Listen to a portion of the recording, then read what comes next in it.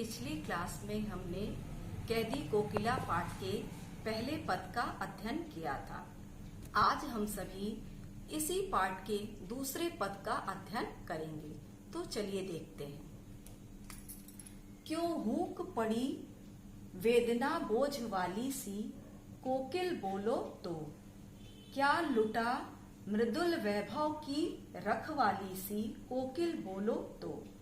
क्या हुई बावली अर्धरात्रि को चीखी, कोकिल बोलो तो। किस दावानल की ज्वालाएं हैं दिखी, कोकिल बोलो तो। प्रस्तुत पंक्ति में कवि जब कोयल को वेदना से परिपूर्ण आवाज में चीखते हुए सुनता है तो उससे प्रश्न करता है। क्यों हूक पड़ी, हूक का अर्थ है चीख। वेदना बोझ वाली सी, वेदना का अर्थ है पीड़ा, दुख। कोकिल बोलो तो, कोकिल का अर्थ कोयल।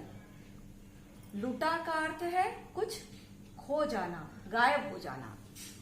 कवि कहता है क्यों हूक पड़ी वेदना बोझ वाली सी, कोकिल बोलो तो।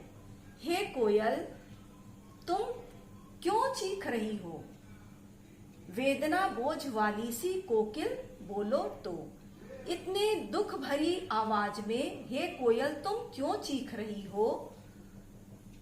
कोयल तुम बताओ क्या लुटा, क्या तुम्हारा कुछ खो गया है, गायब हो गया है, कुछ लुट गया है। हे कोयल तुम हमको बताओ।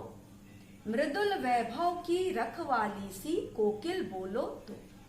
मृदुल का अर्थ है मधुर, वैभव का अर्थ है धन संपदा, रखवाली का अर्थ है रक्षा करने वाली। कवि कहता है मृदुल वैभव की रखवाली सी, कोकिल बोलो तो। हे कोयल, तुम्हारे रस भरे मधुर गीतों को सुनकर सब लोग प्रसन्न होते हैं, तुम्हारी प्रशंसा करते हैं। तुम इतनी पीड़ा भरे स्वर में चीख रही हो। हे कोयल, तुमको तो ईश्वर ने मृदुल वैभव की रखवाली का दायित्व सौंपा है, फिर तुम क्यों चीख रही हो। हे कोयल तुम हमको बताओ। क्या हुई बावली, बावली का अर्थ है पागल। अर्धरात्रि को चीखी, अर्ध का रात्रि का अर्थ है आधी रात को। कवि कहता है क्या हुई बावली अर्धी रात्रि को चीखी, कोकिल बोलो तो। क्या तुम पागल हो गई हो जो आधी रात को चीख रही हो, इतने अधीर स्वर में तुम चीख रही हो, क्या तुम पागल हो गई हो। आगे कवि कहता है किस दावानल की ज्वालाएं हैं दिखी, कोकिल बोलो तो। दावानल का अर्थ है जंगल में अपने आप लगने वाली आग। ज्वालाएं का अर्थ है आग की लपटें। कोकिल कोयल। कवि कहता है किस दावानल की ज्वालाएं हैं दिखी, कोकिल बोलो तो।